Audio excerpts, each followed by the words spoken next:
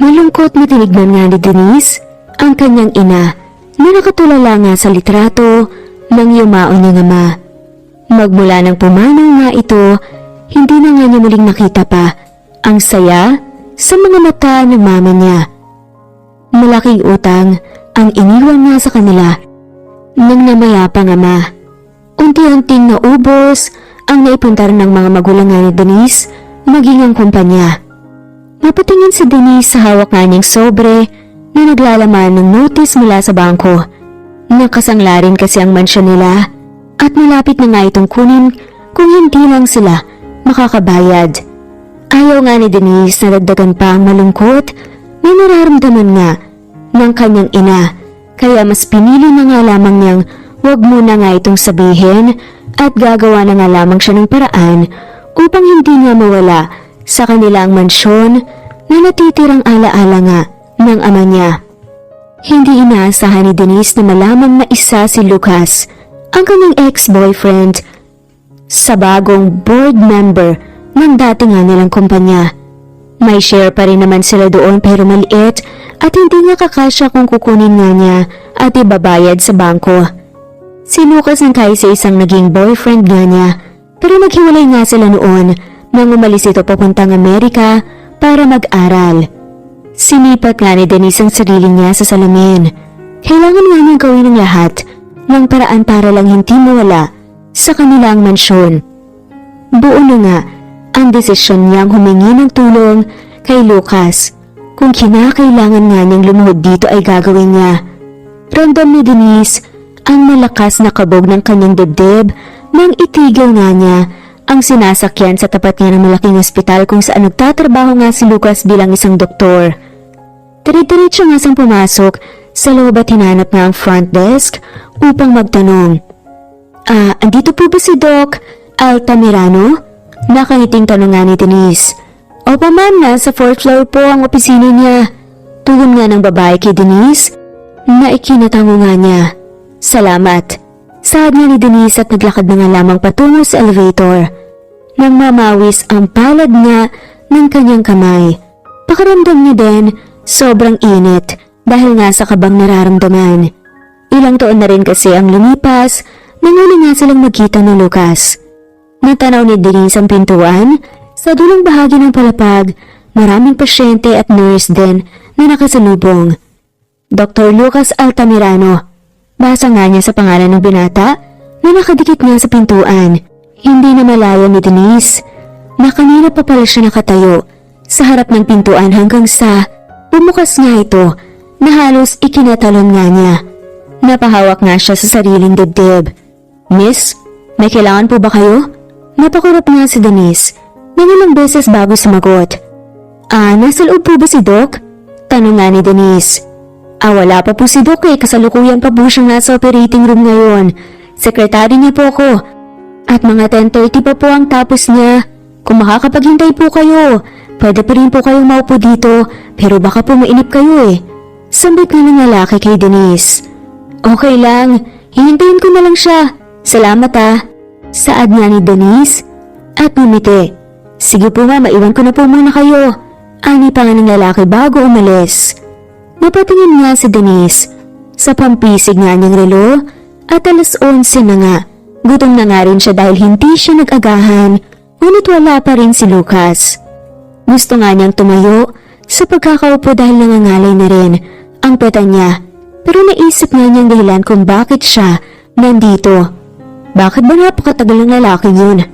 Pulong niya habang nakakunot noo nga. Napahawak nga siya sa tiyan nang muli itong kumulo. Napangiwi na nga lamang siya dahil talagang gutom na nga siya. Napatigil lang si Denise nang makita nga niya ang dalawang pares ng sapatos sa kanyang paanan. Dahan-dahan nga siyang nagangat ng tingin at doon nga siya sinalubong ng mga matang kay tagal na nga niyang hindi natitigan pero natigil lamang si Denise nang mag-iwas nga ito ng tingin sa kanya at lampasan siya. Dire-diretso nga itong pumasok sa opisina at naiwan nga siyang nakanganga sa gulat. Ang tagal kong naghintay dito tapos lalampasan lang ako. Tila umusok na ang ilong ni Denise nang dahil sa inis. Maya-maya lang ay dumating na ang sekretary nga nito. Ma'am, wala pa po ba si Doc? Tanong nga nito nang makita nga na nasa labas pa rin siya. Pumasok na nga siya. Nahihiya naman akong pumasok. Sagot niya dito, "Tara na po sa loob." Ang sekretary na ang nagbukas ang pintuan at pinauna na nga siyang pumasok. Malaki ang opisina. Malinis at maaliwalas. Sa kabilang parte ay naroon nga ang lamesa kung saan nakaupo si Lucas. Diretsyong nakatingin sa kanya. "Doc, kanina pa po si Ma'am nandito. Gusto ko daw pong makausap." Pahayag nga ng sekretary sa boss niya. "May appointment ba siya?" Istriktong tanong nga ni Lucas sa lalaki. Tinignan naman ni Denise ang sekretary. Nagtatanong. Wala eh." Utal nga niyang sagot. Bakit ba kasi hindi niya naisip yun? At dire-diretso na lang na sa pagpunta. "Babalik na lang ako sa susunod, salamat." Nakatulong sabit na nga lamang ni Denise at akmang tatalikod na nga sana ng umimik si Lucas. "Bibigyan kita ng 5 minuto para sabihin ang nais mong sabihin dahil wala ka naman palang appointment. Pwede mo na kaming iwan, Ben." Sabay bali nga ni Lucas sa sekretarya niya. Tumango ang sekretary nga ni Lucas bago sila iwan sa loob. Pakiramdam ni Denise ay bumigat ang atmosfera sa paligid ng maiwan nga silang dalawa. Tumatakbo ang oras. Nabalik na sa realidad si Denise na marinig nga niya ang malamig na boses nga ni Lucas.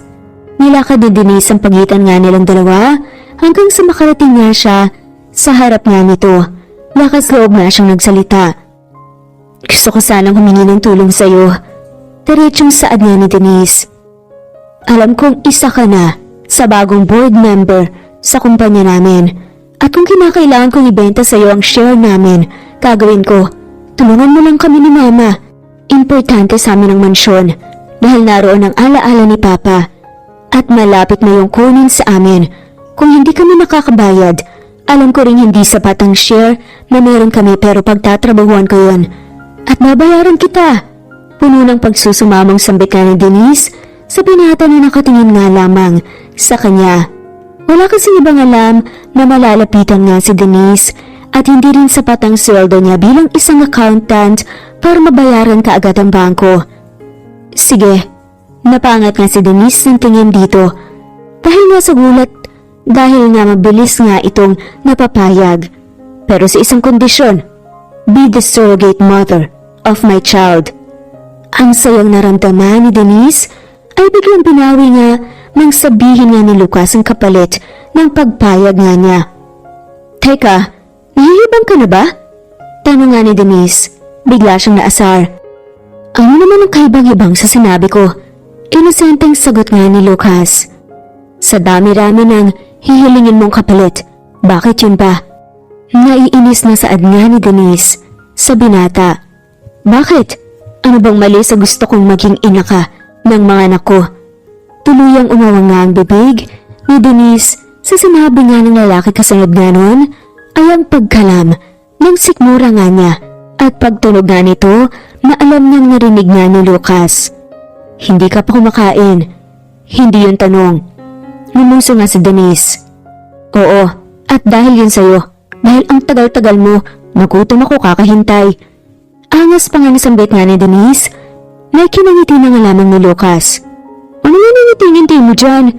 Pagsusungit na nga lamang ni Denise na tila nakalimutan na nga ang pakay niya.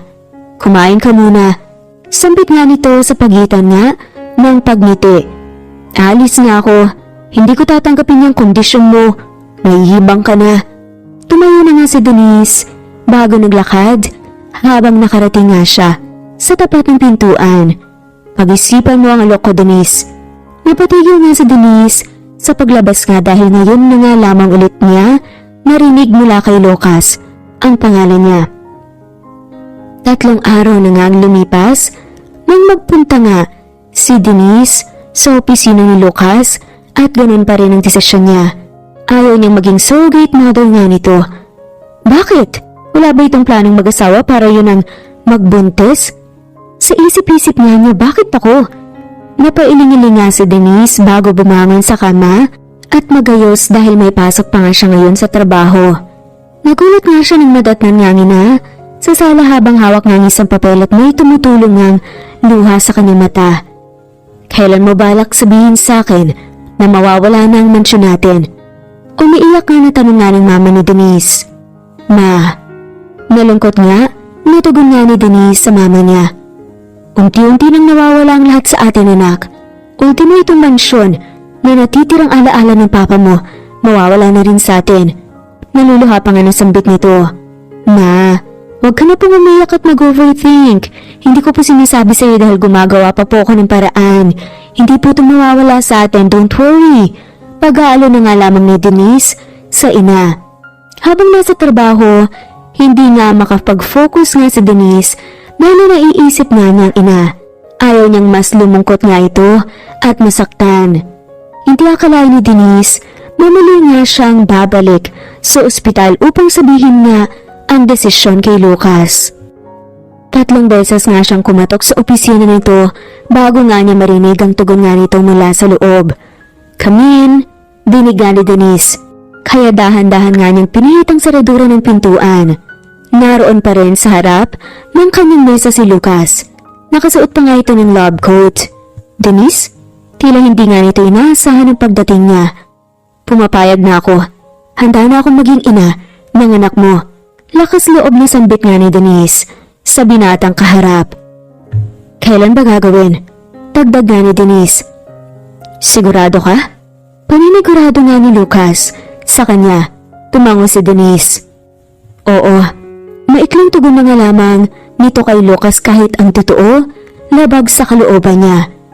Kung sigurado ka na, siguro naman ay inaasahan mo na rin na may iba pa akong kondisyon kapag dinadala mo na ang anak ko.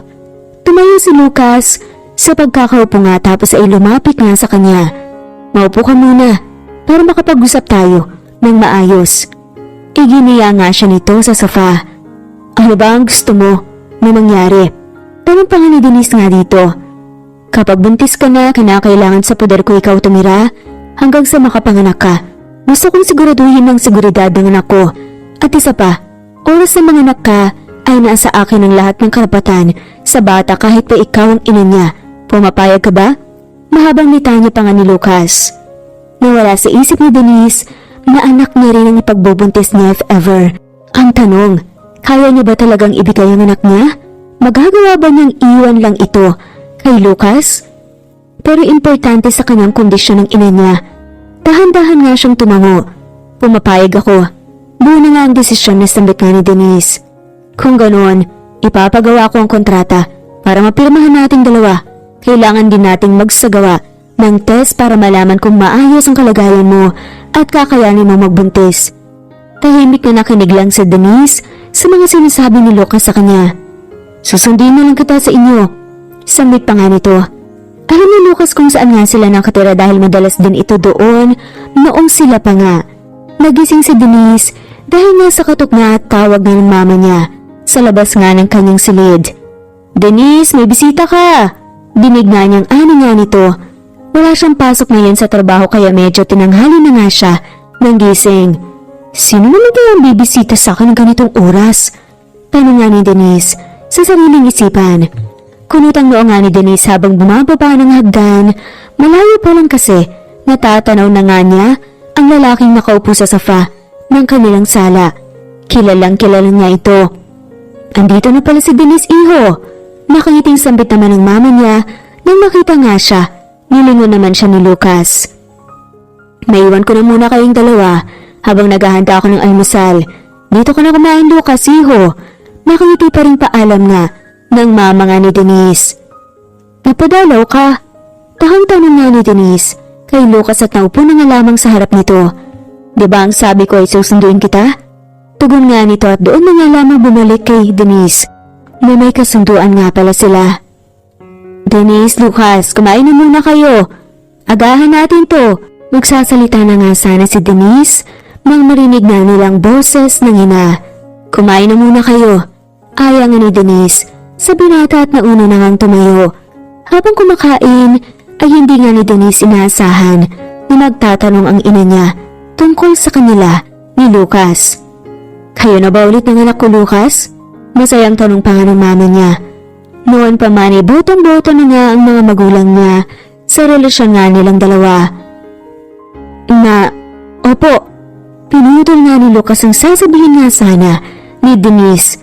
Nagulat si Denise at mabilis na binalingan nga ng tingin ng binata dahil sinabi ba naman ito na sila na ulit. Nako talaga? Masaya ako kung ganon.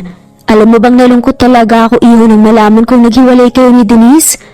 Ikaw kasi talaga ang nakikita kong karapat-dapat para sa anak ko. Nakangiti pa ring sambit ng mama niya. Ano kasi ma? Muli nga siyang pinutol ni Lucas sa sasabihin nga niya. Masaya din po ako na kami na ulit ni Denise. Hindi niyo lang po alam kung gaano po ako nasaktan noon nang makapaghiwalay nga siya sa akin. Nag-aaral ako sa ibang bansa para sa aming dalawa. Kaya sobrang nasaktan ako nang sabihin niyang maghiwalay na kami. Mahabang saad niya ni Lucas. Hindi yun inaasahan ni Denise. Gusto nga niyang isiping totoo ang mga sinasabi nga nito, ngunit alam niyang lolokohin niya lang ang sarili niya. Habang sa kanya ng sasakyan, nagsalita nga si Denise. Bakit sinabi mo nagkabalikan na tayo kay mama? Kunot noong tanong nga kay Lucas. Bakit? Mas mahihirapan tayo kapag nalaman niyang buntis ka na at sa akin titira kung hindi naman tayo. Mas maigi na yung alam niya na nagkabalikan na tayo. Bakas nga sa boses nga nito ang kaunting inis. May boyfriend ka kaya ayaw mo? Tanong pa nga nito. Siyempre wala. Papayag ba ako sa ganito kung meron? Usal nga ni Denise. Pero may bala ka mag-boyfriend. Sambit pa nga ng lalaki sa matigas na tono. Oo naman. Naiilang na nga lamang nasagot nga ni Denise. Sandaling tinigil nga ng binatang sasakyan at hinarap siya. Hindi ka pwedeng mag-boyfriend kasi boyfriend mo na ako. Ako lang dapat. Seryosong sambit nga nito dahilan para lumakas ang kabog ng dibdib ni Denise. Maganda ang naging resulta ng naging test, may sinagawa nga sa kanilang dalawa ni Lucas. Kaya naman kasunod nga nito, ang pagturok nga sa kanya ng similya ng binata. Iba't ibang vitamins din ang kailangan nga niyang inumin dahil maselan daw ang pagbubuntis ng ganoon. 2 linggo lang ang lumipas ang maramdaman na nga ni Denise ang sintomas ng pagbubuntis niya. Mabilis na tumakbo nga papuntang banyo si Denise nang maramdaman nga niyang parang hinahalukay nga ang tiyan niya. Ilang araw na nga rin siyang nakakaramdam ng hilo. Anak, ayos ka lang ba? Bakit parang ilang araw ka nang matamlay? May sakit ka ba? Nag-aalalang tanong nga ng ina niya. Wala po ma. Iling na nga lamang ni Denise pero meron na nga siyang ideya kung bakit ganito ang kanyang pakaramdam. Pero magpatingin ka pa rin sa doktor. Baka kung mapapano ka. Sambit pa nga ng ina niya na ikinatango na nga lamang ni Denise. Kasalukuyang nasa kwarto nga si Denise nang tumunog ang cellphone niya. Tumawag na nga sa kanya si Lucas. Hello? Sambit niya sa kabilang linya. Good morning, kamusta? May nararamdaman ka na bang kakaiba? Ang sabi ni Doc Cruz, kailangan natin bumalik sa kanya after 2 weeks. Paalala nga usal nga ni Lucas. Nakakaramdam na ako ng sintomas. Palagi akong nahihilo nitong nakaraan at nagsusuka. Pagsasabi nga niya sa mga nararamdaman niya. Bakit hindi mo kaagad sinabi sa akin? Pupuntahan kita. Ay pa nga ng lalaki. Papunta na ako dyan. Ibaba ko muna. Paalam na nito bago tuluyang patayan ng linya. Sandaling naupo si Denise sa kanyang kama. Naisip nga niya ang kalagayan niya. Magiging ina na nga siya. Hindi man yun nangyari sa normal na paraan. Ramdam niya na masaya nga siya subalit kaakibat nga noon ang katotohanan kay Lucas mapupunta ang kanyang anak. Denise, nasa baba si Lucas.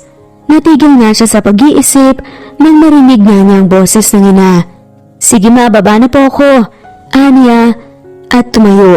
Lumapit nga sa kanya si Lucas at tinignan nga siya hanggang sa bumaba na nga ang paningin nga nito sa kanyang tingin. Hindi nakatakas nga sa paningin ni Denise. Ang ngiting sumilay nga sa mga labi nito. Congratulations! Successful ang isinagawa nating surrogacy. You're 2 weeks pregnant. Miss Alieje, nakangiting anunsyo nga ng doktor sa kanilang dalawa ni Lucas. Bakas naman ang saya sa mukha ni Lucas sa marinig nga ang sinabi niya ng doktor at hindi mo itatangging gusto na nga nitong maging isang ama. Salamat po, Doc. Usal nga ni Lucas. Congratulations, Doc Lucas. Bati naman ang doktora. Pagkagaling nga sa ospital, dumiretso nga sila sa isang resto. Si Lucas ang nagaya dahil masarap at masustansya daw ang mga pagkain doon at bagay ngayon sa kanya. Salamat. Ani nga ni Denise. Nang pagbuksan nga siya ng pintuan ni Lucas, inilalayan nga siya nitong maglakad. Nakahawak nga ito sa bewang niya at kung titignan ay parang nga silang mag-asawa. Si Lucas din ang umorder nga ng pagkain nilang dalawa. Tinanong lamang siya nito sa gusto nga niyang kainin. Sasabihin natin kay tita ang kondisyon mo. Sambit nga ni Lucas sa kanya. Paniguradong magugulat si mama pero nasa tamang edad naman na ako. Alam kong maintindihan niya, pero kailangan ba talagang sa'yo ko tumira? Mag-isa na kasi si mama sa bahay at wala siyang makakasama. Usal nga ni Denise, sa binata na ngayon ay pinaghihiwa nga siya ng steak. Huwag ka mag-alala, nakausap ko si tita kanina at sinabi ko na sa kanya ang positibong pagtira mo sa akin. Ina mo siya at alam niya na nga rin na posibleng buntis ka dahil sa pagsusuka mo. Sinabi niya rin masaya siya para sa atin. Araw-araw daw siyang pupunta sa atin at pwedeng tayo naman ang pumunta sa kanya.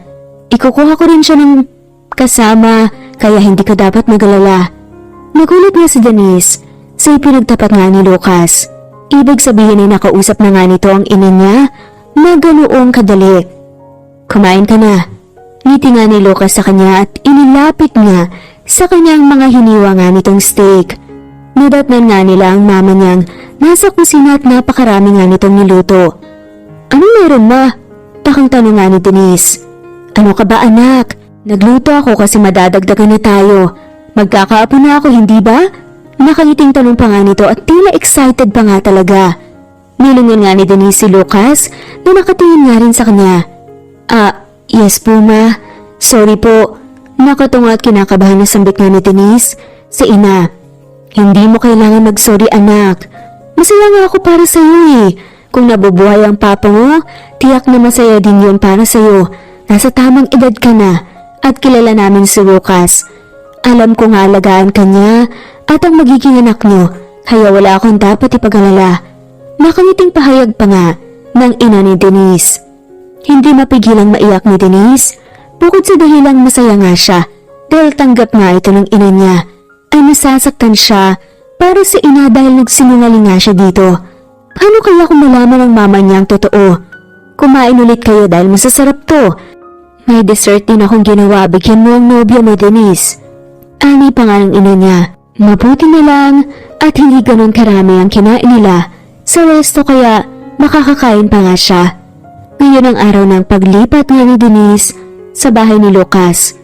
Isinama niya ang mama niya at ihahatid na nga lamang daw ito ni Lucas pauwi kasama ang bago nga nitong kasambahay. Tumigil ang sinasakyan nila sa harap nga ng magarang bahay. Labas pa lamang nito, makikita mo na talaga ang karangyaan. Hindi naman na magtataka pa si Denise dahil bukod sa nanggaling nga sa mayamang pamilya si Lucas ay maganda rin ang profession nito. Naunang bumaba nga sa kanilang binata bago sila nito pinagbuksan ng pinto. Nakaramdam ng kuryente si Denise nang hawakan niya ni Lucas ang kamay niya upang alalayan siya pababa. Napakaganda naman pala ng bahay mo iho. Wala ka bang kasama dito? Tanong nga ng mama ni Denise habang papasok nga sila sa loob. Meron po. Si Manang Celia po ang kasamahan ko dito. Nakangiting tugon na nga lamang ni Lucas sa ina. Tulad ng inaasahan ay napakaganda nga ng loob ng bahay. Nandun ang mamahaling mga disenyo at palamuti. Maaliwalas nga din ito at malinis. Ilang saglit lang ay lumabas ang matanda galing sa kabilang bahagi ng sala. Dumating na pala kayo Lucas. Makaiting bati nga ng matanda. Yes po Manang. Siya nga po pala si Denise. Girlfriend ko at ang mama po niya. Pakilala nga sa kanila ni Lucas. Nagagalak akong makilala kayo. Ngiti pa rin ani nga ng matanda. Ako din po. Ngiting tugon nga ni Denise. Ganun din ako. Sambit naman ng mama ni Denise. Nagluto ako dahil nasabi nga sa akin ni Lucas sa ngayon ang dating nyo. Kumain muna kayo. Iginiya nga sa nito sa loob ng dining area. Hindi naman nagtagal. Nagpahatid na nga pauwi ang mama nga ni Denise kay Lucas kaya naiwan na nga lamang si Denise kasama si Manang Celia. Alam mo bang sa loob ng 5 taon ko dito ay wala pang babaeng inuwi si Lucas? Tanging ikaw palang iha. Kaya alam kong mahal na mahal ka ng batang to. bukod doon ay magkakaanak na kayo. Pagkuno ay kwento pa nga ng matanda sa kanya. Kailan niyo balak magpakasal? Tiyak matutuwa ang mga magulang ni Lucas kapag nalaman na malapit na nga silang magkaapo.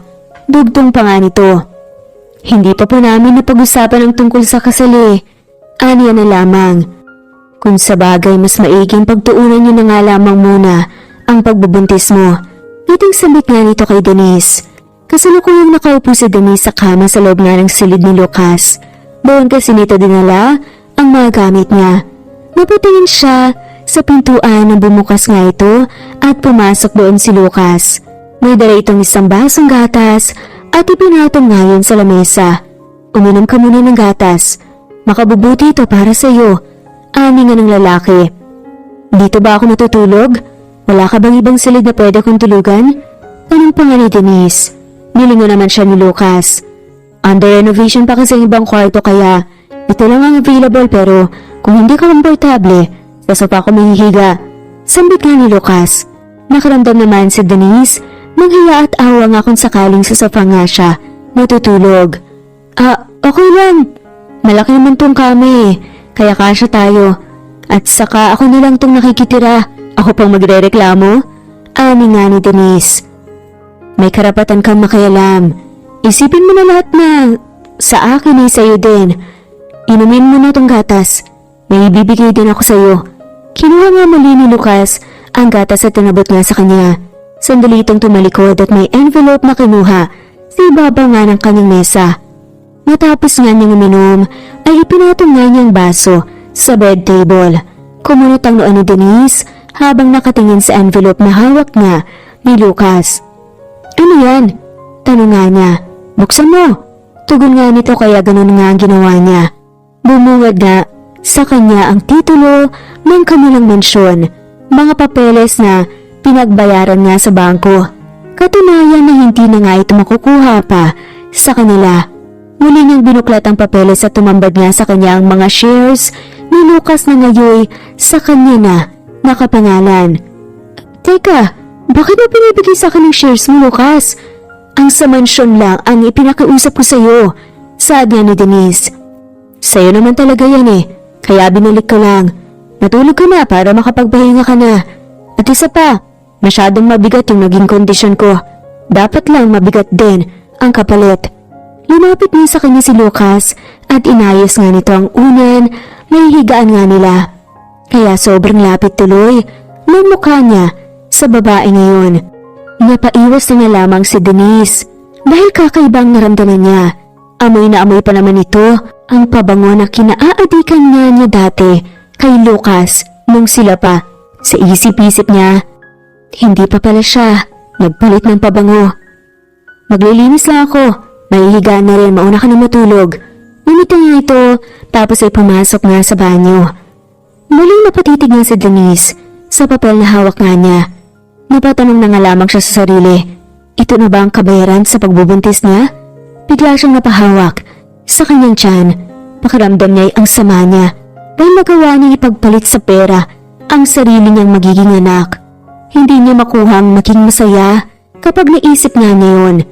Kinabukasan nagising nga si Denise sa sinag nga ng araw na nagmumula nga sa binata ng kwarto. Nilingon niya ang katabing bahagi nga niya at wala na nga roon si Lucas. Naisip nga niya baka pumasok na nga ito sa trabaho.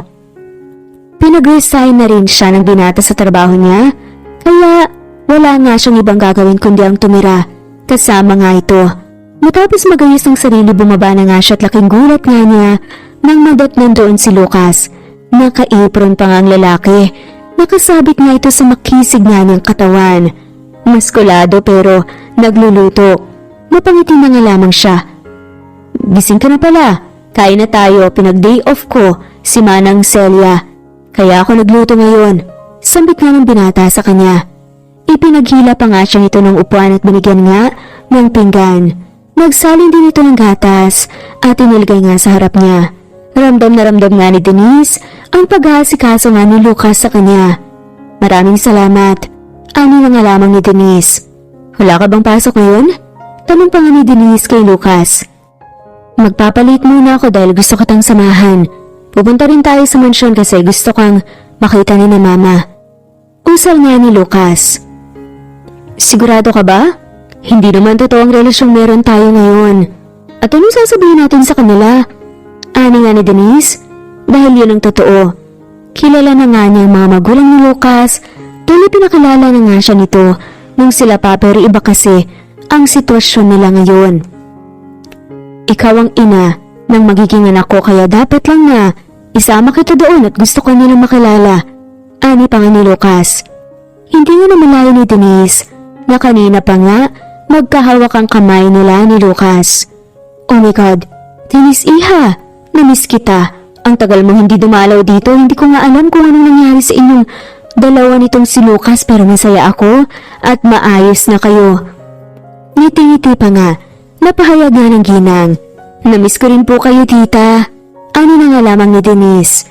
Ano ka ba? Mama nang itawag mo sa akin. Kamusta ang pagbubuntis mo na ikwento na sa akin ni Lucas? Congratulations sa'yo. Hindi pa rin mawala ang ngiti sa mga labi nga nito. Lumipas ang 3 buwan at halata na nga ang tiyan ni Denise. Malinit din hindi pumasok sa trabaho si Lucas dahil ayaw nga siya nilang iwan sa bahay kahit na may kasama naman siya. Sa loob nga ng ilang buwan, naramdaman nga ni Denise ang pag-asikaso at pag-aalaga ni Lucas sa kanya. Kung titignan ay para na talaga silang mag-asawa. Nasanay siyang gumising nang maaga at ihanda nga ang damit nito sa trabaho. Malimit din siyang tumulong sa pagluluto. Ilang beses na nga rin siyang nakarating sa ospital kung saan ito nagtatrabaho kapag naiisipan nga niyang hatiran nito ng pagkain. Nag-ayos nga sa Denise ng damit sa kwarto nang mahagip nga ng mata niya ang isang envelope dala ng kuryosidad at kinuha niya at binuksan yun. Unti-unti namang namasa ang mata niya habang pinabasa nga ang mga nakasulat nga doon. Masyado siyang nadala sa nararamdaman niya, kaya nakalimutan nga niya ang kasunduan nilang dalawa ni Lucas. Nakasaad sa papel na kay Lucas mapupunta ang bata. Ngayon ay hindi na kaya pang ibigay ni Denise ang anak niya. Umiyak nga siya ng umiyak dahil hindi talaga niya kayang ibigay ang anak niya. Ayaw na nga niya. Lucas iho, kanina pa ayaw kumain ni Denise at mugto din ang mata. Tinatanong ko kung anong problema pero ayaw niya magsalita. Nagala lang sambit nga ng matanda kay Lucas nang dumating nga ito. Mabilis naman siyang nilapitan ni Lucas. May problema ba, Denise? May masakit ba sa'yo? Dadalhin kita sa ospital. Huwag ka nang umiyak. Bakas nga din ang pag-aalala sa boses ni Lucas. Ayoko na, Lucas. Kapag huway nagsalita nga si Denise. Ha? Ano nga mo na? Tila nagugulhang tanong naman ng binata dito. Babayaran na lang kita. Ibabalik ko ang shares mo basta wag mo lang kunin ang anak ko. Wag mo siyang ilayo sa akin. Hindi ko pala kaya, Lucas. Hindi ko kaya. Tuluyan na nga siyang napaiyak. Humiling ka na lang ng iba, please. Kahit ano, wag lang to. Wag lang ang anak ko. Umiiyak pa rin sambit niya. Lumamlam ang mga mata ni Lucas at niyakap niya si Denise at isinandal nga ito sa dibdib niya. Kahit hindi mo hilingin gagawin ko yon. Hindi ko kailanman pwedeng kuhanin sa'yo ang karapatang maging ina. Hindi ako ganong magmahal, Denise. Huwag ka nang umiyak dahil hindi na importante kung anong man ang napag-usapan natin dati. Huwag mo nang isipin pa yon. Pinahid niya ni Lucas ang luha nga nito sa mata. Samantalang hindi sumagi sa isip ni Denise ang ilang salitang binitawan nga ng binata. Tahan na, okay? Kumain na tayo kasi makakasama yun sa'yo. Hindi mo pa rin ba nararamdaman? Mahal kita. Mahal pa rin kita, lumipas mo ng 5 taon at hindi ko gagawin sa'yo ang iniisip mo, Denise. Hindi ko ilalayo ang anak natin, magkasama natin siyang palalakihin. Alam kong nabibigla ka sa mga sinasabi ko pero ito ang totoo. Mahal kita. Sinserong sambit nga ni Lucas kay Denise. May kinapatak nga ng luha ng dalaga. Hindi niya kasi kayang itanggi na mahal niya pa rin ito. Mahal din kita. Utang nasaad na nga lamang niya. Kitang-kita nga ni Denise kung paanong nagliwanag na ang mukha ng binata pagkatapos nga niyang sambitin ang salitang yon. Muling niyakap nga ni Lucas at hinagkan sa noo. Hindi mo alam kung paano mo ko napasaya. Mahinang usal pa nga nito. Ilang minuto nga silang nasa ganoong sitwasyon. Kapwa nga sila, makayakap sa isa't isa. Kumain na tayo? Hindi ka pa daw kumakain, sabi ni Manang. Sorry dahil kasalanan ko. Iginiya nga siya ni Lucas papunta sa dining. Ito rin ang naghanda ng pagkain nila dahil ayaw nga nilang istorbohin si Manang Celia. Masaya ako dahil maayos na kayo ni Lucas, iha. Ang masasabi ko lang ay kung hindi man kayo nagkakaunawaan, pag-usapan niyo lamang ng masinsinan. Payo ng matanda habang nasa labas nga sila ng bahay dahil kailangan nga niyang magpaaraw. Tama po kayo, usal naman niya. Naglakad-lakad naman siya dahil maganda raw yun sa buntis, sabi ng doktor.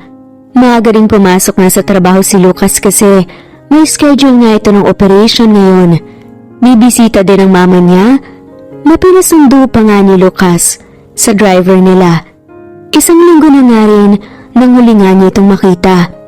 Alas 10 ng umaga dumating ang mama nga ni Denise. Marami nga itong dalang prutas at may dala pa nga itong adobo na paborito nga niya. Kamusta ka, anak? May dala ako para sa'yo. Kamusta kayo ng apo ko? Nakangiting tanong pa nga ng mama niya. Maayos po kami, ma. Kayo po, kamusta? Pasensya na po kung hindi ako nakakadalaw, ah. Ani nga ni Denise. Ayos lang ako, anak. At saka lagi naman akong pinibisita ni Lucas sa bahay. Hindi rin ako pinapabaya ng kasambahay na kinuha niya. Napakaswerte mo sa kanya, anak. Sambit pa nga nito. Ngumiti si Denise dahil totoo nga ang sinabi nga ng ina. Dito na po kayo matulog ngayong gabi, ma. Bukas na kayo umuwi. Anya pa si ina dahil gusto nga niya itong makasama ng matagal. Sa bawat paglipas nga ng araw ay mas lalong lumalalim nga ang nararamdaman ni Denise para kay Lucas. Hindi maipaliwanag ang sayang nararamdaman niya sa tuwing kasama nga niya ito. Babies, huwag kayong malikot sa tiyan ni mommy, ha? Para hindi siya mahirapan. Behave lang kayo. Pakausap nga ni Lucas sa tiyan ni Denise. Napatawa na nga lamang si Denise habang nakatitig nga sa kanya. Alam mo bang sabi nila, kahit nasa tiyan pa daw ang sagol, nakakarinig sila. Mas matatandaan nila at nakikilala ang boses ng magulang nila. Nakangiti nga niyang pahayag sa binata. Kambal ang magiging anak nga nila ni Lucas, kaya doble nga ang sayang nararamdaman nila. 8 buwan na nga ang tiyan ni Denise at 1 buwan na lang ang hihintayin nila sa panganganak niya. May halong kaba at saya nga siyang nararamdaman kapag naiisip ngayon. Hindi na ako makapaghintay pa na masilayan sila. Isa sa pangarap ko ang matutupad. Salamat. Tinignan nga siya ni Lucas sa mata. Masaya din ako. Sige na, pumasok ka na sa trabaho kasi mahuhuli ka na. Nakangiting sambit nga ni Denise sa binata. Hinalikan nga siya sa noo nito bago tumayo. Sinamahan pa nga niya ito sa labas ng bahay hanggang sa tuluyan na nga mawala ang sasakyan nga nito sa paningin. Sa bawat araw na dumadaan, mas lumalim nga ang pagsasama nila Lucas. Malimit ding bumisita ang mama niya maging ang mga magulang nga ni Lucas sa kanila para kamustahin siya. Sigurado ka ba, iha? Napupuntahan mo si Lucas? Hindi ba delikado sa iyon? Tanong pa nga ni Manang Celia kay Denise. Ayos lang po ako. Hindi naman po ganun kasela ng pagbubuntis ko. At saka gusto ko pong hatidan ng pagkain si Lucas. Sambit nga niya sa matanda. 9 na buwan na kasi ang tiyan niya at kabuanan na nga niya ngayon kaya ganun na nga lamang ang pag-aalala sa kanya ng mga to pero maayos naman ang lagay niya. Huwag po kayong mag-alala, Manang. Mag-iingat po ako. At saka kasama ko naman po si Mang Naldo eh. Pagtukoy pa nga ni Denise sa driver nila. O siya, sige, mag-ingat ka ha. Nandito na pala yung pinapagayak mo sa akin. Sumayabot pa nga nito sa lunchbox na dala nga mismo ni Denise. Mauna na po ako, Manang. Paalam nga niya dito bago tuluyang umalis. Sandali muna ang ipinarada nga ng driver ang sasakyan bago nga siya bumaba. Hiningala pa nga ni Denise ang mataas sa ospital bago nga niya nilingon ang driver. Pwede na po kayong umuwi kung wala na po kayong lakad. Kay Lucas na po ako sasabay pag-uwi mamaya. Salamat po sa paghatid. Aniya kay Denise at naglakad na nga papasok sa ospital. Sa private elevator nga siya dumaan dahil yun ang elevator na hindi dinadaanan ng mga pasyente para na nga rin sa kalusugan niya. Malayo pa nga lamang siya sa opisina ni Lucas, nakapaskil na nga agad ang ngiti sa mga labi nga ni Denise. Hindi may tatangging masaya nga siya. Kakatok pa nga sana siya sa pintuan ng opisina nga nito nang makita nga niyang hindi ito nakasara.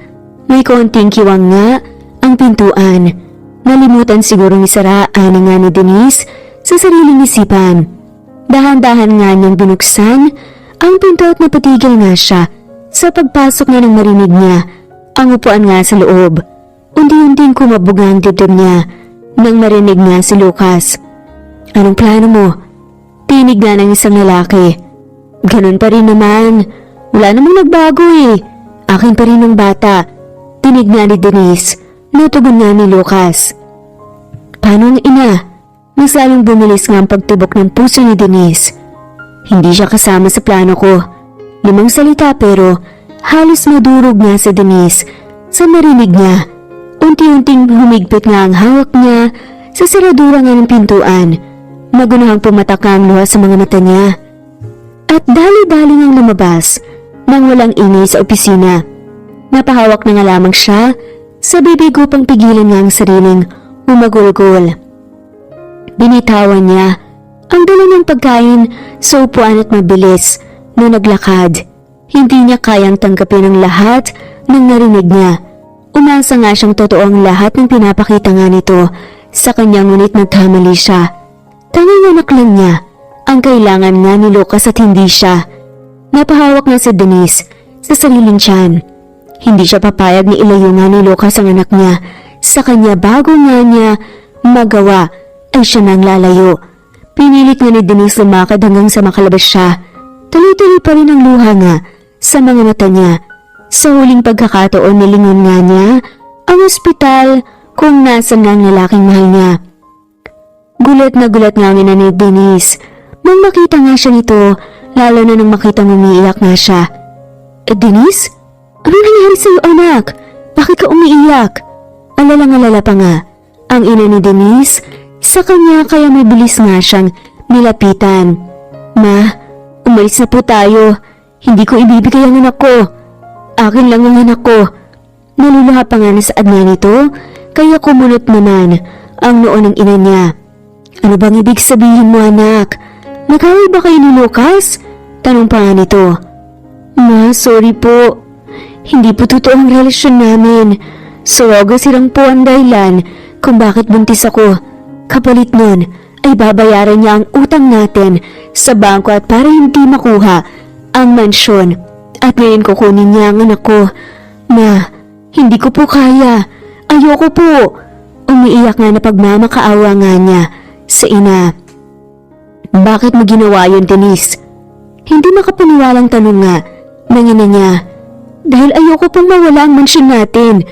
Hindi ko naman po sinasadya. Dugtong pa nga ni Denise. Nakausap mo na ba si Lucas? Sigurado ka bang kukunin niya sa'yo ang anak niyo? Nakikita ko namang totoo siya sa'yo anak eh. Sambit nga ng mama niya. Pero umiiyak nga siya. At umiiling. Narinig ko na eh. Wala siyang pakialam sa akin. Hindi totoo lahat ng pinapakita niya. Umasa pa ako na mahal niya ako pero nagkamali po ako. Hindi ko na pala siya lubusang kilala. Umiiyak nga na pahayag niya. Nang gabing yun, nagplano nga silang umalis at kinabukasan wala nga sila sa mansyon. Samantalang kaharap nga ni Lucas ang kaibigan nga niyang si Ren. Hindi siya kasama sa plano ko. Tumigil nga si Lucas sa pagsasalita. Pero mahal ko siya. At lolokohin ko ang sarili ko kung sasabihin kong hindi ko siya gustong makasama. Ang totoo niyan, siya naman talaga ang gusto kong makuha. Bonus ng anak namin. At mas masaya ako dahil doon. Makangiting saad nga ni Lucas, ngunit hindi ito narinig ni Denise dahil umalis na nga ito kaagad. Nakangiti nga si Lucas habang papasok ng bahay. Nakasalubong nga niya si Manang Celia. Nandiyan na pala kayo, iho. Asan si Denise? Sumilip pa nga ito sa likuran niya. Ho? Hindi po ba nandito? Tanong pa nga ni Lucas nang nagtataka. Pero umalis siya kanina para dalhan ka ng pagkain. Si Naldo pa ang kasama niya. Hindi mo ba siya nakita? Saan nagpunta yun?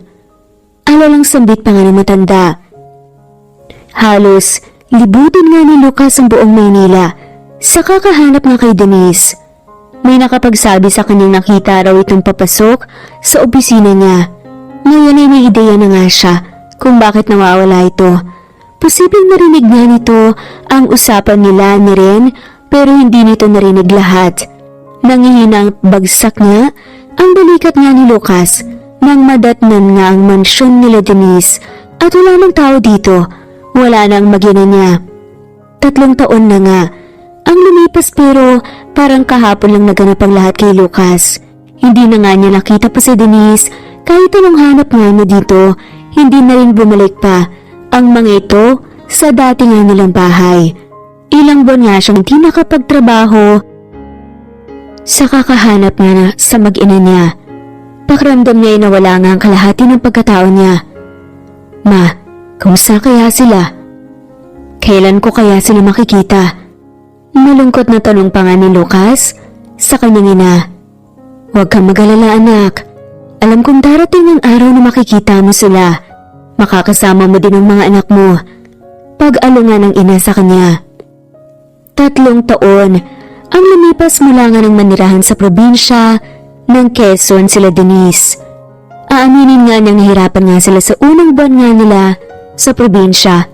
Sa isang maliit na lying-in center nga lamang siya nakapanganak dahil malayo nga ang ospital doon. 3 taon na nga rin ang kambal niyang anak.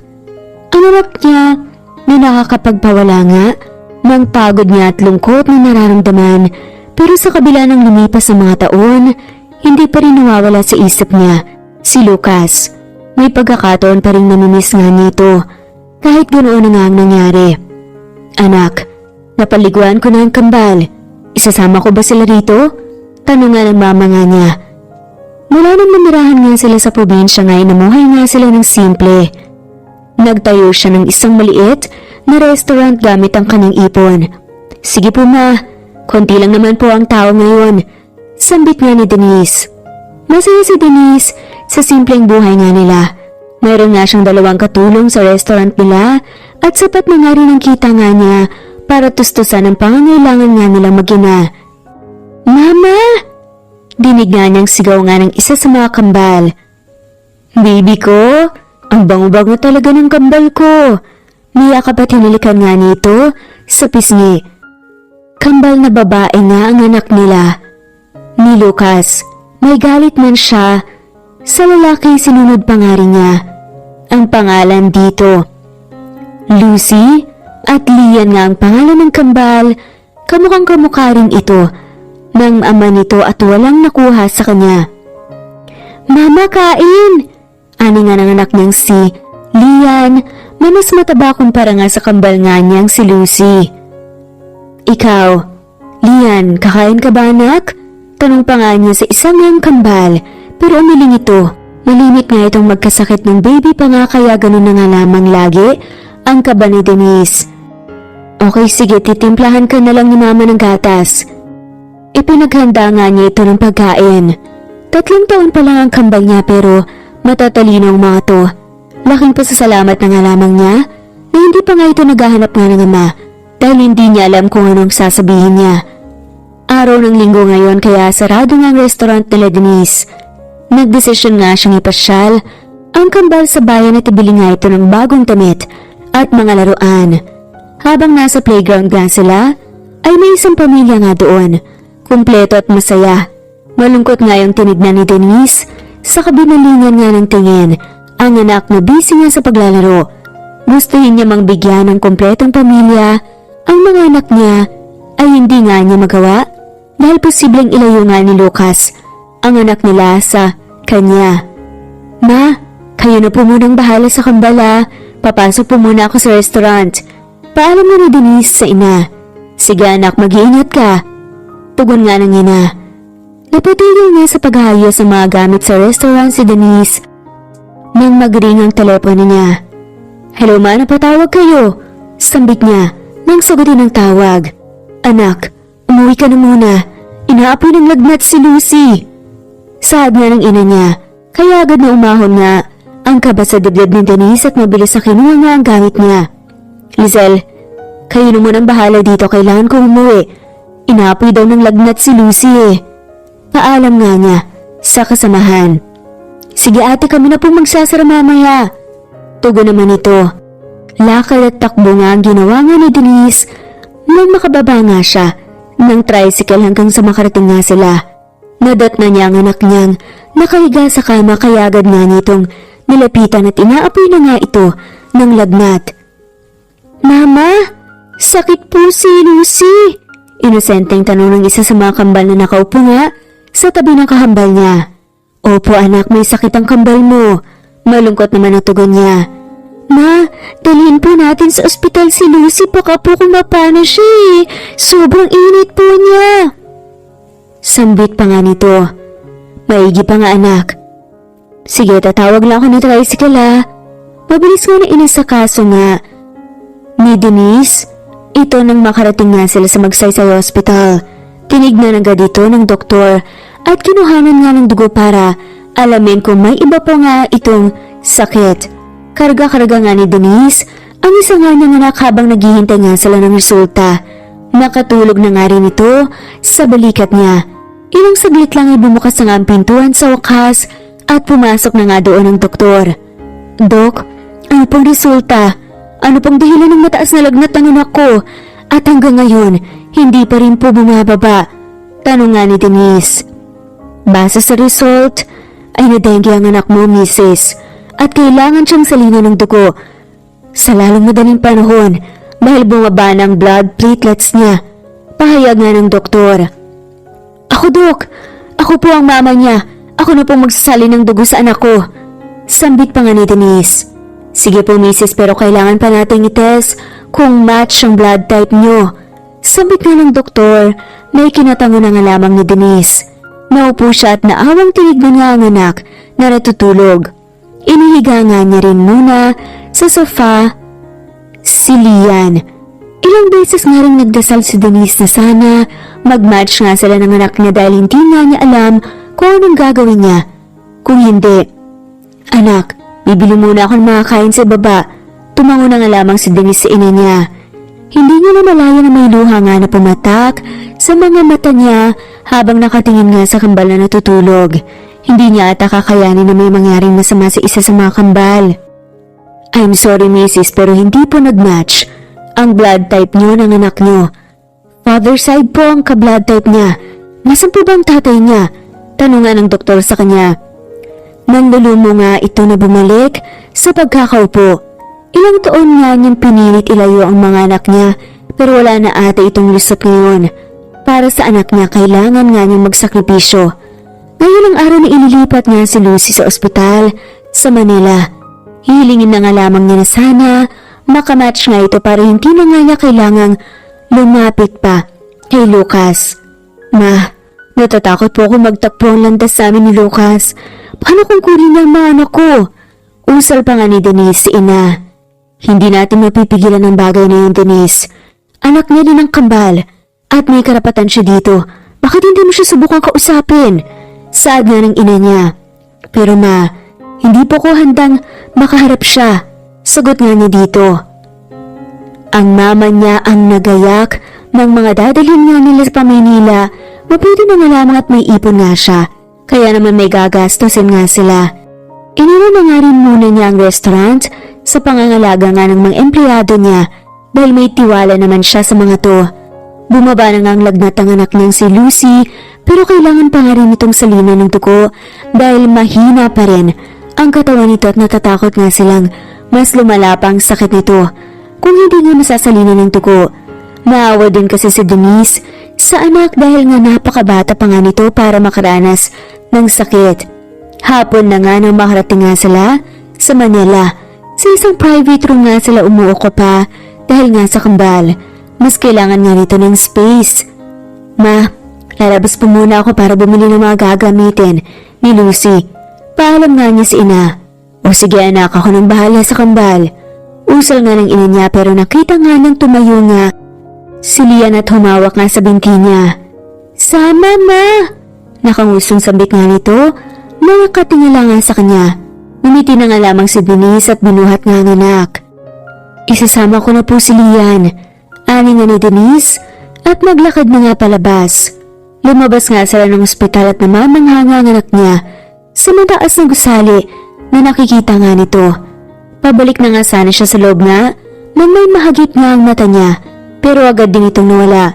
Hindi niya alam kung tama ba ang nakita nga niya o namamalikmata lang siya dahil nakita nga niya si Lucas. Pinagpatuloy na nga lamang niyang pagpasok dahil imposibleng makita nga niya doon si Lucas dahil nga sa ibang ospital naman ito nakadestino. Nadat na niya ang doktor, nanganak niya na makapasok nga siya sa silid. Ano pong balita, Dok? May donor na po ba ng dugo para sa anak ko? May kamatch na po ba siya? Umaasang tanong pa nga ni Denise. Ngumiti naman ang doktor sa kanya. Yes, miss. Nanggaling dito ang donor at bukas sa bukas din. Pwede lang isagawa ang blood transfer. Umapaw nga ang saya sa dibdib ni Denise dahil nga sa narinig. Maraming salamat po, Dok. Natutuwang saad pa nga niya dahil hindi na nga niya kailangang hagilapin pa si Lucas.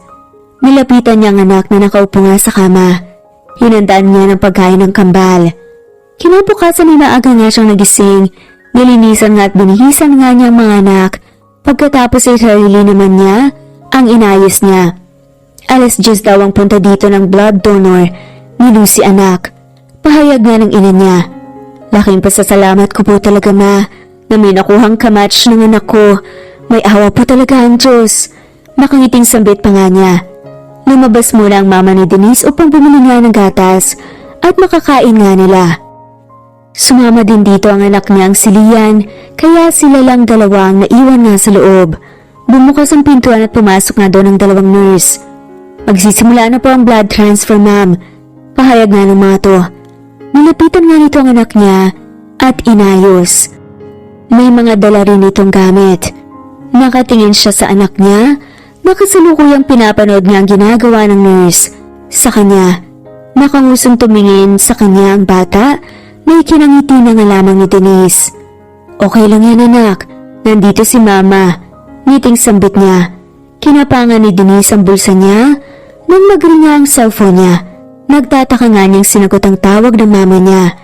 Hello ma? Anak, nawawala si Lian. Po? Nagugulat naman na tanong niya. Bumibili lang ako tapos pagtingin ko sa tabi ko wala na siya. Halos maiyak nga ng sambit ng ina.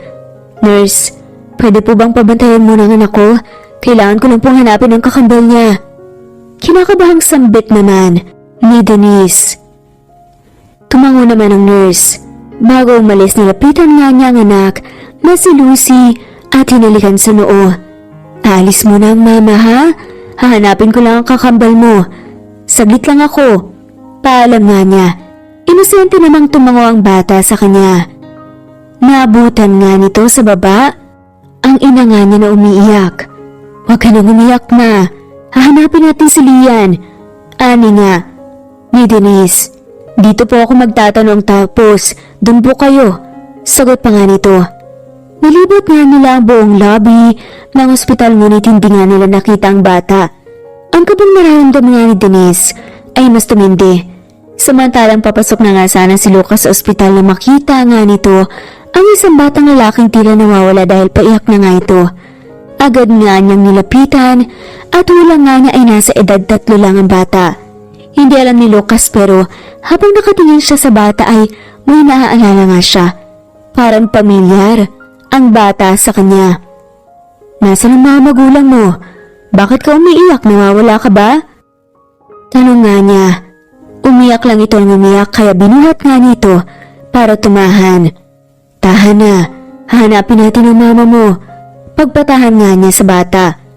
Narito nga siya sa ospital dahil magdodonate nga siya ng dugo sa batang nagkasakit ng dengue.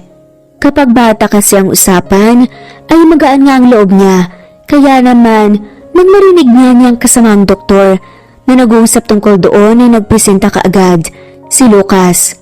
Nakasalubong nga niya ang isang nurse at bumati nga ito sa kanya. "Good morning, Doc."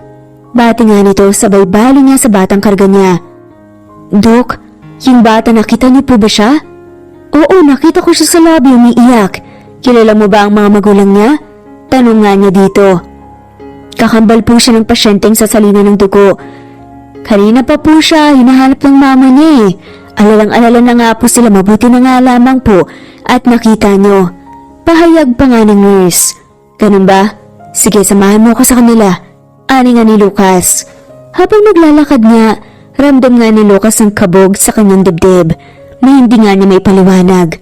Nakayakap din sa leeg niya ang bata na ikinangiti nga niya. Hindi nga nito maiwasang isipin ng sariling anak. Namamawis na nga ang kamay ni Denise at tumutulo na nga rin ang luha niya. Nagpatulong na nga siya sa security ng ospital para tignan ang CCTV kung saan nga posibleng pumunta ang anak niya. Nawala nga siya sa pag-iisip ng bumukas nga ang pintuan at pumasok nga doon ang taong hindi nga niya naasahang makita. Pero mas ikinagulat nga niya nang makitang karga nga nito ang anak niya. "Mama!" Sigaw nga nito habang nakabuka ang mga kamay at hinihintay nga na kunin niya. Hindi maalis na Denise ang tingin kay Lucas na nakatingin din sa kanya ngayon. Nagtatanong ang mga mata, nangungulila. Nagpumilit nga bumaba ang anak niya sa pagkakarga nga ni Lucas at tumakbo palapit sa kanya. Bakas pa nga ang namumula nga nitong mata na alam nga niyang umiyak. Yumakap niya sa kanyang bata. Kinarga nga ito ni Denise at muling tinignan si Lucas na diretsong nakatingin na sa kanilang tatlo. Alam niya namang darating ang araw na to na magtatagpo muli ang landas sila pero hindi niya inaasahan na ngayon na nga ang araw na yun. Magsasalita na nga sana ito nang pumasok nga ang doktor at isang nurse. "Doc Lucas, nandito ka na pala. Nakalala mo na rin pala ang pasyente, sisimulan na natin." Usal nga ng doktor ng anak niya na ikinatango na nga lamang ng binata. Binalingan nga siya nang tingin ni Lucas sa parabang nagsasabi na kailangan nga nilang mag-usap. Nasa labas lang sila Denise kasama ang isa nga sa kambal at ang nanay niya. "Ma, ano gagawin ko? Nandito si Lucas." Malungkot nga na tanong ni Denise sa ina. Ngumiti lang ina. "Huwag ka magalala, magtiwala tayo." Hinawakan nga nito ang kamay niya. Makalipas ang ilang minuto, lumabas na nga ang doktor na nag-aasikaso nga sa anak niya. "Dok, kamusta po?" Tanong nga ni Denise sa doktor. "Maayos na po, kailangan lang po siyang obserbahan sa loob ng 2 araw. Naiwan siya sa loob kasama si Doc Lucas. Maaari na po kayong pumasok." Nakangiting pahayag pa nga ng doktor bago ito nagpaalam. Habang karga nga, si Lian ay dahan-dahan naman siyang pumasok sa loob. Nadatnan niya roon ang anak at si Lucas na masayang nagkaharutan. At nang maramdaman nga nito ang presensya niya, ay nilingon siya ng dalawa. "Mama!" Bulong pa nga, nasambit ng kambal sa kapatid. Bumaba naman sa pagkakarga nga niya si Lian at tumatakbong lumapit nga sa kambal niya. Tila na mga mangha naman si Lucas habang nakatingin sa mga to. Umahaw ng kaba sa dibdib ni Denise nang lumapit nga ang tingin sa kanya ni Lucas. Ang kaninang masayang mukha nito napalitan ng blankong ekspresyon. "Mag-usap tayo." Matigas sa sambit nga nito. Pumasok ang ina niya at tumango na nga lamang ito sa kanya. "Sige na Denise, ako na munang bahala sa kambal." Saad nga ng mama nga ni Denise. Nauna nga siyang lumabas at ramdam nga niyang nakasunod sa kanya si Lucas. Tumigil lang siya nang makalayo na nga sa silid ng kung saan ang mga anak. "Hindi ko itatanong kung anak ko sila dahil parang sinagot ko na rin ang tanong ko. Ang gusto ko lang malaman ay kung bakit tumalis ka at iniwan mo ko." Nangungusap na ang mata nito. Kumiyom nga ang kamay ni Denise. "Dahil kukunin mo ang anak ko, naniwala ako sa iyo Lucas. Pero wala pala akong halaga sa iyo. Hindi ko sila kaya mawala kaya ako lumayo." Puno ng pait na sambit nga ni Denise. "So narinig mo nga, Nakinig ka na dun lang naman. Bakit hindi mo pa tinapos? Ilang taon akong umaasang babalik kayo. Ilang taon akong nangulila, Denise. At dito ko lang pala kayo matatagpuan. Ano pala kung hindi nagkasakit ang anak natin? Wala ka na talagang balak. Tumuntong pa dito? Sana kinausap mo ko tungkol sa narinig mo. Mahabang litanya nga ng lalaki. Nasaktan ako sa narinig ko. At ang tanging alam ko lang na gawin ay lumayo dahil natakot ako. Usal nga ni Denise. Kukunin ko ang anak ko. Sapat na ang 3 taong nilayo mo sila sa akin. Seryosong sambit nga nito. May kinailing na nga lamang ni Denise. Hindi mo sila pwedeng kunin sa akin. Akin lang ang mga anak ko. Hindi mo sila pwedeng ilayo, Lucas. Galit pa nga ng sambit na Denise. May kinangisin na nga lamang ni Lucas. Sino ba may sabing lalayo ko sila sa'yo? Nakangiting tanong nga nito. May kinakunot nga ng noon ni Denise. Kasasabi mo lang. Inis nga niyang sambit. Hindi ko sila ilalayo sa'yo dahil kasama ka na kukunin ko. Napanganga na nga lamang si Denise sa tinurang nga ng lalaki. Anong kamo? Gulat pa nga na tanong nga nito. Isasama kita, kukunin kita. Kayo ng mga anak ko. Sinserong sambit nga nito, kaya hindi nga siya nakapagsalita. Iniwan nga siyang nakatulala ni Lucas. Dahil muli na nga itong pumasok nga sa loob. Mabilis namang sumunod si Denise at sinundan nito. Mama, bakit po siya nandito? Namamanghang sambit nga ng anak niyang si Lian habang nakaturo nga sa ama. Tahimik namang nakatingin lang ang kakambal nga nito. We look alike, Mama! Tuwang-tuwa pa nga nasaad nga nito at hindi inalis nga ang tingin sa ama. Sumakit naman ang dibdib ng Denise. Hindi nga niya alam kung paano ipapaliwanag nga sa anak ang lahat. He's a doctor. I want to be like him too when I grow up. Saad naman ni Lucy. Kitang-kita niyang saya at sabik sa mga mata ni Lucas habang nakatingin sa mga anak nito. Lalabas muna ako, anak. Napatingin si Denise sa ina. Lucy, Lian, anak, di ba may mga papa ang mga kalaro niyo? Pagsisimula nga niya, sabay tumango ang dalawa. Siya ang tatay niyo, anak, si Lucas. Naiyak nga nasambit nga ni Denise habang nakaturo nga kay Lucas. Ang nagtatanong na mga mata ng kambal, napalitan ng papaiyak na muka. Ang tagal po namin hinintay ni Lucy. Humihigbing saad pa nga ni Lian sa ama. Di kinaiyak na nga lamang din ni Denise. Napatakip nga siya sa bibig. Hindi niya alam na hinahanap nga rin pala ng mga ito ang ama. Wala siyang kaalam-alam sa mga nararamdaman ng mga to. Akala po namin ayaw niyo po sa amin. Sad pa nga nito. Kaya naman halos maiyak nga si Denise at mabilis sa inulong anak. Hindi totoo yan, mga anak. Hindi niyo alam kung gaano ako nangungulila sa inyo. Mahal na mahal ko kayo at ipinapangako ko na hindi na ako mawawala pa sa tabi niyo. Niyakap na ni Lucas ang kambal at halos ayaw na nga itong bitawan. Sasama kayo sa akin. Sa akin na kayo titira mula ngayon. Dagdag pa nga ni Lucas. Hindi pa ako pumapayag, Lucas. Saad naman ni Denise. Kahit ngayon lang, Denise. Pagbigyan mo naman ako. Nangungusap na usal pa nga nito. Iuwi ko kayo sa bahay at doon kayo titira. Kasama ka, Denise. Hindi ko sila ilalayo sa'yo tulad ng iniisip mo. Hindi ko yun kayang gawin. Hindi ko masasaktan ng ina ng mga anak ko. Ramdam nga ni Denise ang sinseridad sa boses nga ng lalaki. Walang nagbago, ganun pa rin ang ayos ng bahay mula nga nang umalis siya. Maraming alaala na bumalik nga kay Denise nang muli ngang makatapak nga sa bahay ni Lucas at minsan nga niyang naging tahanan. Karga nga niya si Lian habang si Lucy naman ay karga ni Lucas. Hindi rin nakasama ang ina niya dahil kinailangan niya nitong umuwi para sikasuhin ang restaurant na naiwan. Wow! Namamanghang sad ng kambal. Lumabas nga mula sa kusina si Manang Celia. Wala pa rin nagbago dito bukod sa umedad ito ng kaunti. Lumiwanag ang mukha nito nang makita nga siya at ang mga bata. Denise, iha! nakabalik na pala kayo. Natutuwa akong makitang bumalik ka na kasama ang mga bata. Masayang pahayag pa nga nito. Kamusta po? Pangungumusta nga ni Denise. Maayos naman ako. Alam mo bang, kabang-kaba kami dahil hindi ka namin makita. Ano ba talagang nangyari? Bakit bigla kang umalis at tumayo? Tanong nga nito. Manang, kumain po muna tayo. Pagputol na nga lamang ni Lucas. O sige, halina kayo.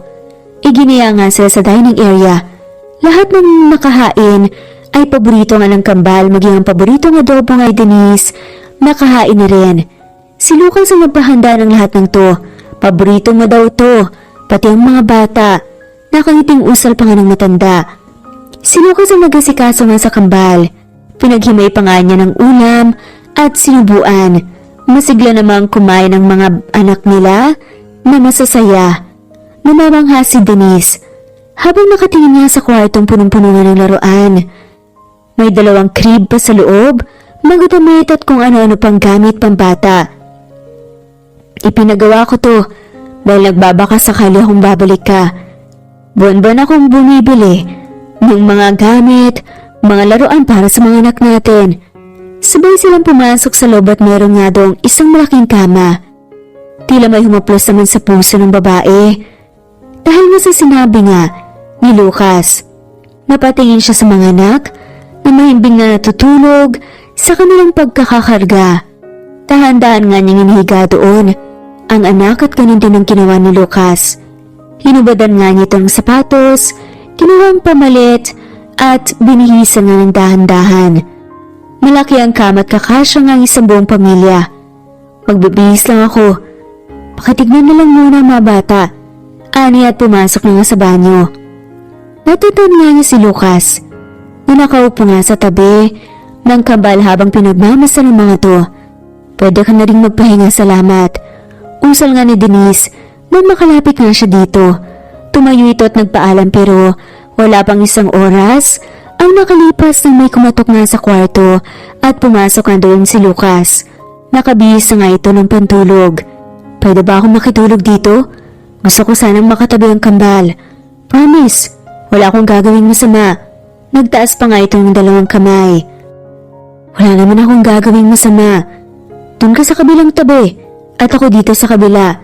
Turo nga niya sa tigkabilang side ng kama. Inaantok ka na ba?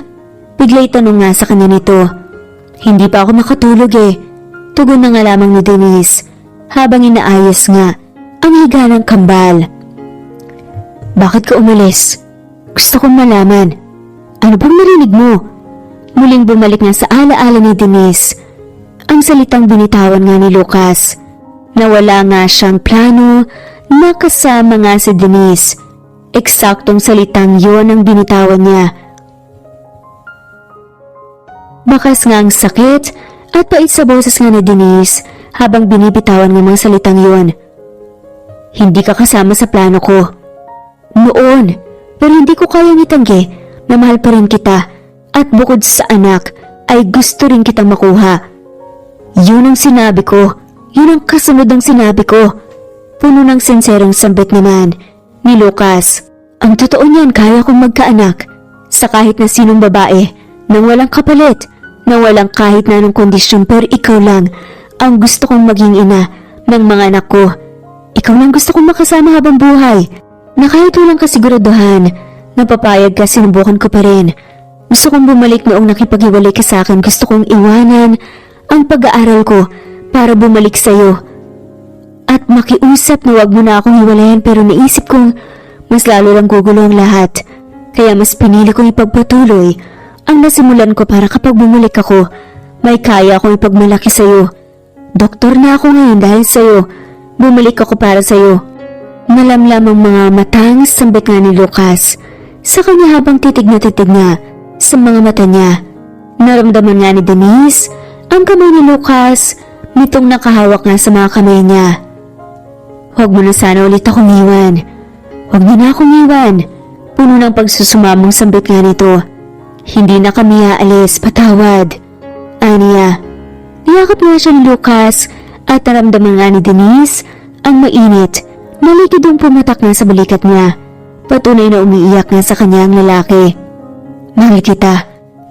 Walang nagbago sa nararamdaman ko para sa'yo. Mahinahong usal nga nito, sapat lang para marinig niya. Mahal din kita.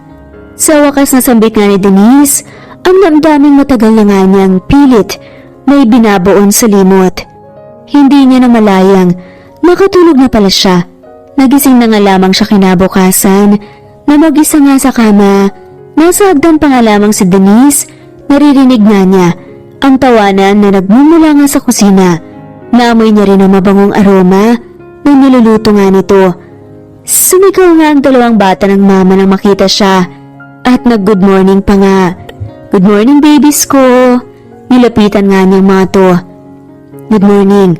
Magangat nga ng tingin si Lucas. Pagkatapos nga nilang kumain, nagdesisyon nga silang ipasyal ang kambal dahil ngayon lang ito nakarating sa Manila. Tumawag din ang mama nga niya at may kwento nga niyang nag-usap nga sila ni Lucas. Masaya naman ito sa binalita niya. 3 buwan na nga ang nakalipas mula nang tumira sila kasama nga si Lucas.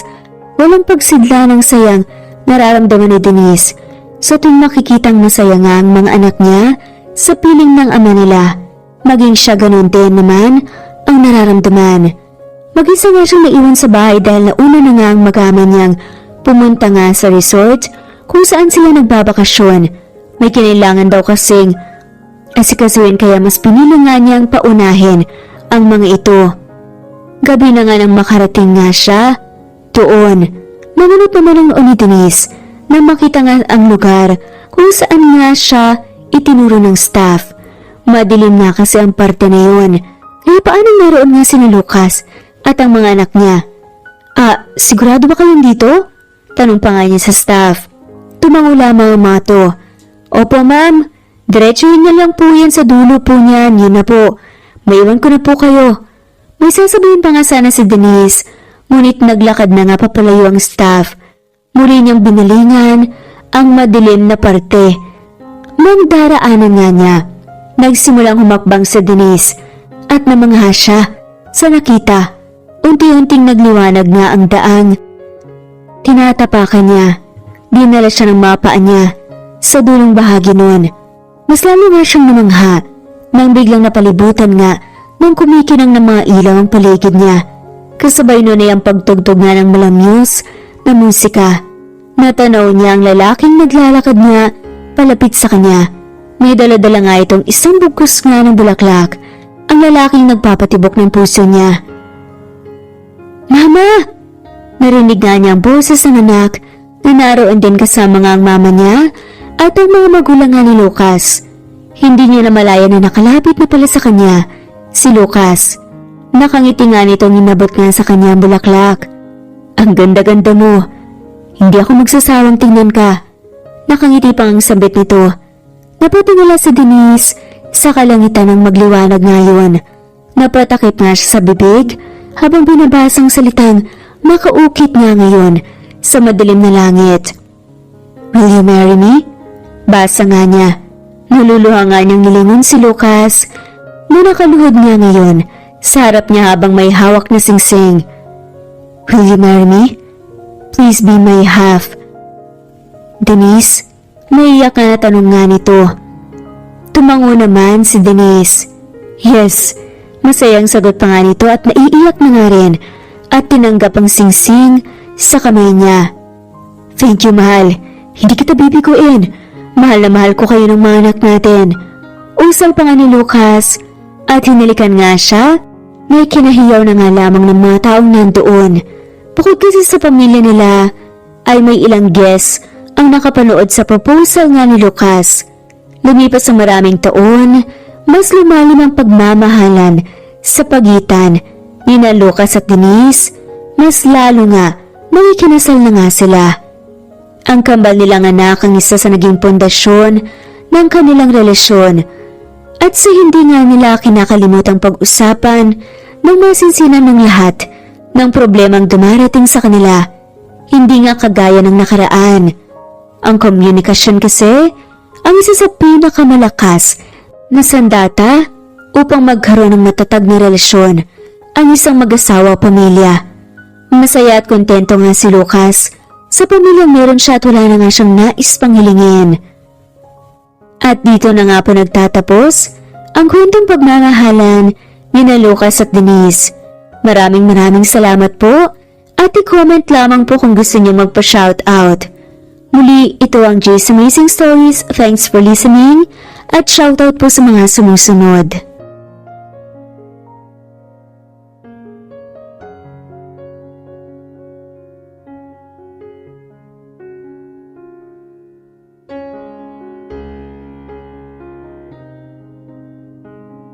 Torres, Romano Corospe, Editha Pabines, Batang Ibunan, Emily Sombra, Carmi Rahayu, Shirley Rose Hamayan, Jessica Vargas, Maria Rabanes, Marieta Valdez, Merlin Pascual, Evangeline Burgonio, Lina Almazan, Just Jen, Romela Agreda, Irene Garcia, Bernadette Falcotela, Renato Capison, Bongski, Maribel, Mira Channel, Dekito, Leonora, Dens Diola, Helen Murillo, Fenovares, Ernesto Rosel, Estrelita Bado, Dory, Renato, Katkat Barrientos, Jocelyn Gallarin, Christy Flores, Jocelyn, Lynn Rafanan, Augustus Rafanan, Kuwait, Ledwina Va, Norberto Ono, Maria Mari Lugonong, Jen Jen, Rosemary de la Cruz, Nora Balias, Ritz Zaldabon, Rosemary Hamison, Shirley Rose Hamayan, Emily Borak, Evangeline Bonha, Ari Singson, Annabel Huelo, Maraline Guevara, Rayan Parocha, Naomi Fontanos, Jeline Saban, Mary Jane, Anita Hernando, Charlie, Lina Masan, Just Jen, Raymond de la Cruz, Judy Quilates, Cleo Waling, Merlin Pascual, Dari Dia, Nicasha Santos, Jessie Daos, Michelle Cartano, Grace Cubar, Nora Tolio, Melanie Juan, Michelle Akiban, Rowena, Linley,